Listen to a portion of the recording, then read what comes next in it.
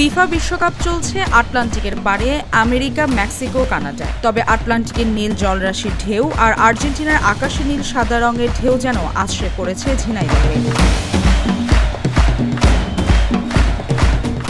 Argentina fan club ঝিনাইদহের আয়োজনে বর্ণাঢ্য শোভাযাত্রায় ঢল নামে সমর্থকদের। আয়োজনে সামিল হয়ে খুশি সমর্থক ও আয়োজকরা। মুখে আকাশে নীল সাদা রঙের আর্জেন্টিনার পতাকা, বাংলাদেশের জাতীয় পতাকার আলপনা, হাতে হাতে মেসিদের জার্সি, মুখে ভু ভু জেলা, কণ্ঠে স্লোগান ভ্যামোস আর্জেন্টিনা।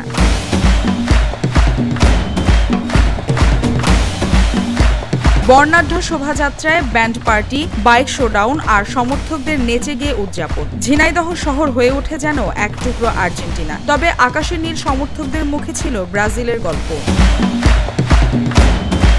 প্রাণের উচ্ছ্বাসে শোভাযাত্রায় অংশ নেওয়া সমর্থকদের বিশ্বাস, এবারও মেটলাইফ স্টেডিয়ামে শিরোপা উঁচিয়ে ধরবে লিওনেল মেসি। চতুর্থ স্টার উঠবে আর্জেন্টিনার বুকে।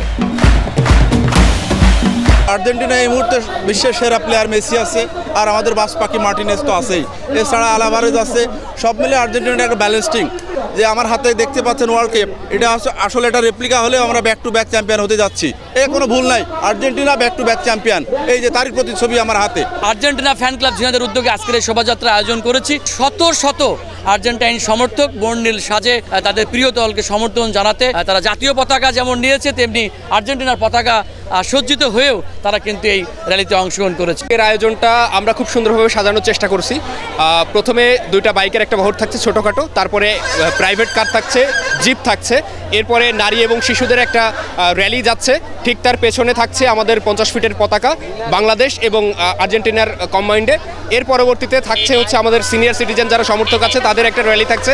ঠিক তার আগে থাকছে আমাদের ব্যান্ড সঙ্গীতের একটা আয়োজন করা হয়েছে, এবং তার পেছনে থাকতেছে ডিজে। আমরা বাংলাদেশের এবং আর্জেন্টিনার কম্বাইন্ড ভাবে সুন্দরভাবে এই প্রোগ্রামটা সাজিয়েছি। এই উন্মাদনা কেবল আর্জেন্টিনাকে ঘিরেই নয়, বরং আগামী বিশ্বকাপে হামজা, সৌমিত, সৌম্য, জায়ানদের হাত ধরে বাংলাদেশ যাবে বিশ্বকাপের মঞ্চে, এমনই প্রত্যাশা সমর্থকদের।